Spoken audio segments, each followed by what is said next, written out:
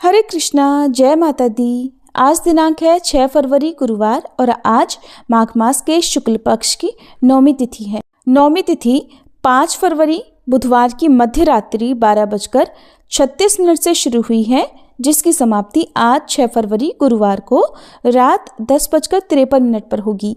और गुप्त नवरात्रि के 9वें दिन महाविद्या मातंगी देवी की पूजा की जाती है। तो आज के इस वीडियो में आप मातंगी देवी की संपूर्ण कथा के साथ साथ महिषासुर मर्दिनी स्तोत्र का हिंदी अनुवाद भी सुनेंगे।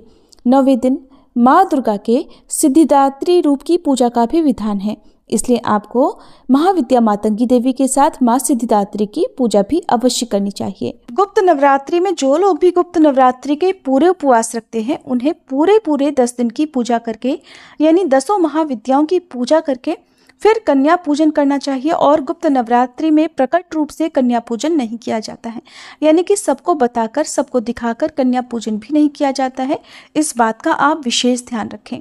वैसे तो आप प्रकट नवरात्रि में अष्टमी या नवमी के दिन कन्या पूजन करते होंगे, लेकिन आपको गुप्त नवरात्रि में 10वें दिन ही जो भी आपको अपने व्रतों का समापन है वो करना चाहिए। उससे पहले व्रतों की समाप्ति आपको नहीं करनी चाहिए।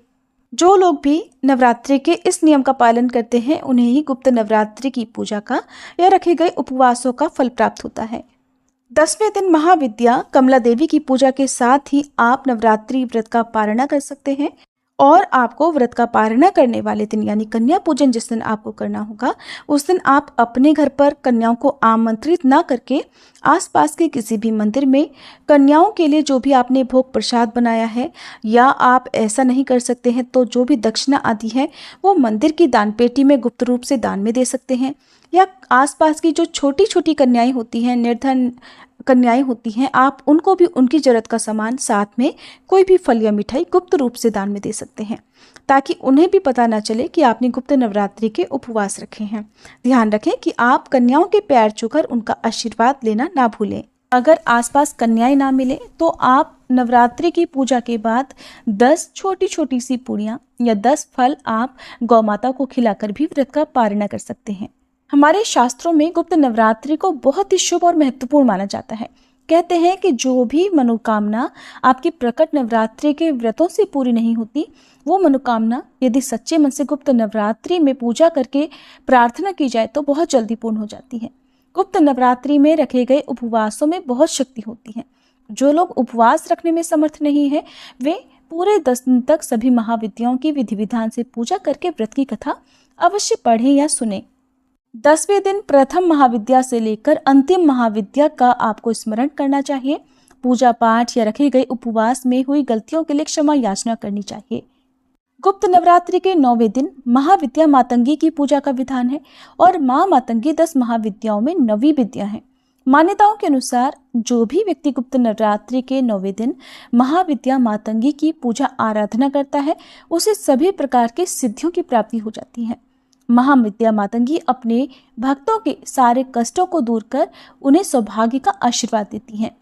महाविद्या मातंगी को वाणी और संगीत की अधिष्ठात्री देवी माना जाता है, इसलिए खास तौर पर संगीत से या कला से जुड़े हुए लोगों को महाविद्या मातंगी की पूजा करनी चाहिए। मतंग शिव जी का ही एक नाम है और इनकी शक्ति मातंगी है। देवी मातंगी गहरे नीले रंग की हैं और देवी मातंगी मस्तक पर अर्धचंद्र धारण करती हैं और माँ के 3 ओजपूर्ण नेत्र हैं। माता रत्नों से जड़े सिंहासन पर आसीन हैं। देवी मातंगी के एक हाथ में गुंजा के बीजों की माला है, तो दाएं हाथ में वीणा और कपाल है और बाएं हाथों में खड्ग है। देवी मातंगी अभय मुद्रा में है और देवी मातंगी के संग तोता भी है, जो वाणी और वाचन का प्रतीक माना जाता है। 4 भुजाओं में इन्होंने कपाल, जिसके ऊपर तोता बैठा हुआ है, वीणा, खड्ग और वेद धारण किए हुए हैं। माँ मातंगी तांत्रिकों की सरस्वती मानी जाती हैं। मान्यताओं के अनुसार कहते हैं कि चांडाल महिलाओं ने देवी पार्वती की पूजा आराधना करके उन्हें अपना ही जूठन यानी खाया हुआ भोग लगा दिया, तो देवगण और शिवगण नाराज हो गए। परंतु देवी पार्वती ने उन चांडालिनों की भक्ति को देखकर मातंगी देवी का रूप धारण करके उनके भोग को स्वीकार करके ग्रहण कर लिया। तभी से ये माता मातंगी कहलाई और इनको जूठन का भोग लगाया जाता है। मान्यताओं के अनुसार मतंग ऋषि के यहाँ पुत्री रूप में जन्म लेने के कारण इनका नाम मातंगी पड़ा, इसलिए माता के नाम को लेकर बहुत सारी कथाएं प्रचलित हैं। मातंगी देवी एक ऐसी देवी हैं जिनके लिए व्रत नहीं रखा जाता, ये केवल मन और वचन से ही तृप्त हो जाती हैं। भगवान शंकर और पार्वती जी के भोज की शक्ति के रूप में मातंगी देवी का ध्यान किया जाता है। तो इनकी पूजा में आप अपने मन और वचन को शुद्ध करते हुए मातंगी देवी का ध्यान करें और अपनी मनोकामना की पूर्ति के लिए प्रार्थना करें, तो मातंगी देवी की कृपा अवश्य ही प्राप्त होती है। पौराणिक कथा के अनुसार एक बार भगवान विष्णु माता लक्ष्मी जी के साथ भगवान शिव और माता पार्वती जी से मिलने के लिए कैलाश पर्वत पर पहुंचे। भगवान विष्णु अपने साथ कुछ भोज्य सामग्री भी लेकर गए थे, जो उन्होंने भगवान शिव को भेंट की। जब भगवान शिव और माता पार्वती भगवान विष्णु की भेंट स्वीकार कर रहे थे, तो उस समय भोजन का कुछ अंश धरती पर गिर गया, जिससे एक श्याम वर्ण वाली दासी ने जन्म लिया, जो कि मातंगी नाम से जानी जाती हैं। और इसी कारण मातंगी देवी को हमेशा जूठन का भोग लगाया जाता है। ऐसी मान्यता है, मातंगी देवी की पूजा करने से भक्तों को जीवन के सभी सुख प्राप्त होते हैं, सभी भयों और कष्टों से मुक्ति मिलती है और भक्तों की सभी मनोकामनाएं पूर्ण होती हैं। ललित कला, नृत्य और संगीत में प्रवीणता हासिल करने के लिए भक्त देवी मातंगी की पूजा करते हैं। ये थी महाविद्या मातंगी की कथा और पूजा विधि की जानकारी। अब सुनिए महिषासुर मर्दिनी स्तोत्र का हिंदी अनुवाद।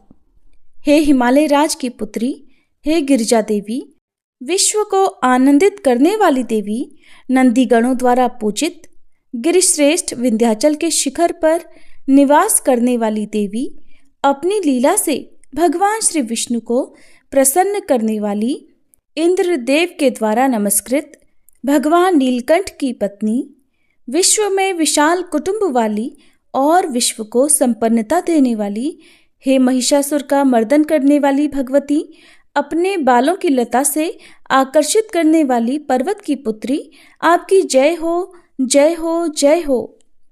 देवों को वरदान देने वाली, दुर्धर और दुर्मुख असुरों को मारने वाली और स्वयं में ही हर्षित रहने वाली, तीनों लोकों का पोषण करने वाली, शंकर जी को संतुष्ट करने वाली, पापों को हरने वाली और घोर गर्जना करने वाली, दानवों पर क्रोध करने वाली, अहंकारियों के घमंड को सुखा देने वाली, समुद्र की पुत्री, हे महिषासुर का मर्दन करने वाली, अपने बालों की लता से आकर्षित करने वाली पर्वत की पुत्री, आपकी जय हो, जय हो, जय हो। हे जगत माता, हे मेरी माँ, प्रेम से कदम्ब के वन में वास करने वाली, हास्य भाव में रहने वाली, हिमालय के शिखर पर स्थित, अपने भवन में विराजित, मधु की तरह मधुर, मधु कैटभ का मद नष्ट करने वाली, महिष को विदीर्ण करने वाली, सदा युद्ध में लिप्त रहने वाली, हे महिषासुर का मर्दन करने वाली, अपने बालों की लता से आकर्षित करने वाली पर्वत की पुत्री, आपकी जय हो, जय हो, जय हो। शत्रुओं के हाथियों की सूंड काटने वाली और उनके 100 टुकड़े करने वाली, जिनका सिंह शत्रुओं के हाथियों के सर अलग अलग टुकड़े कर देता है, अपनी भुजाओं के अस्त्रों से चंड और मुंड के शीश काटने वाली, हे महिषासुर का मर्दन करने वाली और अपने बालों की लता से आकर्षित करने वाली पर्वत की पुत्री, आपकी जय हो, जय हो, जय हो। रण में मदोन्मत्त शत्रुओं का वध करने वाली, अजर अविनाशी शक्तियां धारण करने वाली, प्रमथनाथ अर्थात शिवजी की चतुराई जानकर उन्हें अपना दूत बनाने वाली, दुर्मति और बुरे विचार वाले दानव के दूत के प्रस्ताव का अंत करने वाली, हे महिषासुर का मर्दन करने वाली, अपने बालों की लता से आकर्षित करने वाली पर्वत की पुत्री, आपकी जय हो, जय हो, जय हो।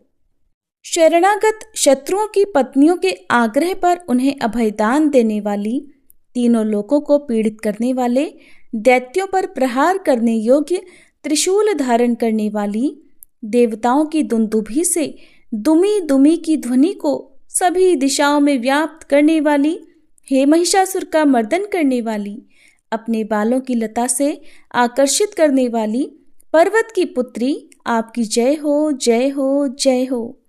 मात्र अपनी हुंकार से धूम्र लोचन राक्षस को धूम्र अर्थात धुएं के समान भस्म करने वाली, युद्ध में कुपित रक्तबीज के रक्त से उत्पन्न अन्य रक्त बीजों का रक्त पीने वाली, शुंभ और निशुंभ दैत्यों की बलि से शिव जी और भूत प्रेतों को तृप्त करने वाली, हे महिषासुर का मर्दन करने वाली, अपने बालों की लता से आकर्षित करने वाली पर्वत की पुत्री, आपकी जय हो जय हो जय हो। युद्ध भूमि में जिनके हाथों के कंगन धनुष के समान चमकते हैं, जिनके सोने के तीर शत्रुओं को विदीर्ण करके लाल हो जाते हैं और उनकी चीखें निकालते हैं, चारों प्रकार की सेनाओं, हाथी, घोड़ा, पैदल, रथ का संहार करने वाली, अनेक प्रकार की ध्वनि करने वाले, बटुकों को उत्पन्न करने वाली, हे महिषासुर का मर्दन करने वाली, अपने बालों की लता से आकर्षित करने वाली पर्वत की पुत्री, आपकी जय हो जय हो जय हो। देवांगनाओं के तत् था थेई थेई आदि शब्दों से युक्त भावमय नृत्य में मग्न रहने वाली, कु कुथ अड्डी विभिन्न प्रकार की मात्राओं वाले, ताल वाले स्वर्गीय गीतों को सुनने में लीन, मृदंग की धू धुकुट धीमी धीमी आदि गंभीर ध्वनि सुनने में लिप्त रहने वाली, हे महिषासुर का मर्दन करने वाली, अपने बालों की लता से आकर्षित करने वाली पर्वत की पुत्री, आपकी जय हो जय हो जय हो। जय जयकार करने और स्तुति करने वाले समस्त विश्व के द्वारा नमस्कृत